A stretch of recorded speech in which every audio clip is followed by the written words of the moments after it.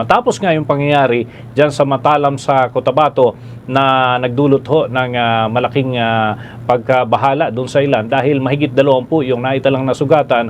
Ano pa kayang nakapalob na kwento hinggil ho doon sa pagkasawi ng sinasabing responsable sa naturang krimen? At may panayam ang Bombo Radio Jensen.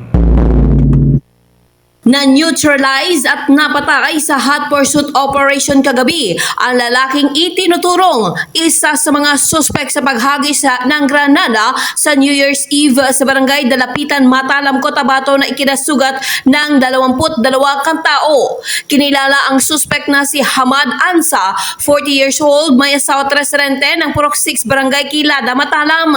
Sa panayam ng Bombo Radio Jensen, kinumpirma ni Police Brigadier General Arnold Argente, Regional Director ng Police Regional Office 12, nanlaban di umano ang suspek at dahil dito ay napilitan ng mga pulis na gumanti ng putok.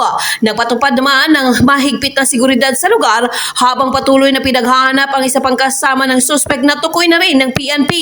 Napag-alaman na involved di umano sa bintahan ng ilegal na droga mga suspek, bagay na itinuturong motibo ng krimen ayon kay Argente. Napatay po siya during the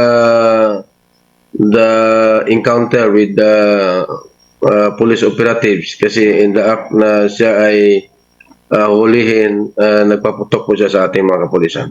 Yan ang ulat mula rito sa Bombo Radio Jensen. Ito si Bombo May Declaro and this is Bombo Radio Philippines, the #1 and most trusted source of news and information.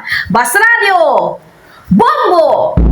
For the most trusted source of news and information, visit our website at www.bomboradio.com. Follow us on Bombo Radio mobile app, Facebook, YouTube, TikTok, and X, formerly Twitter.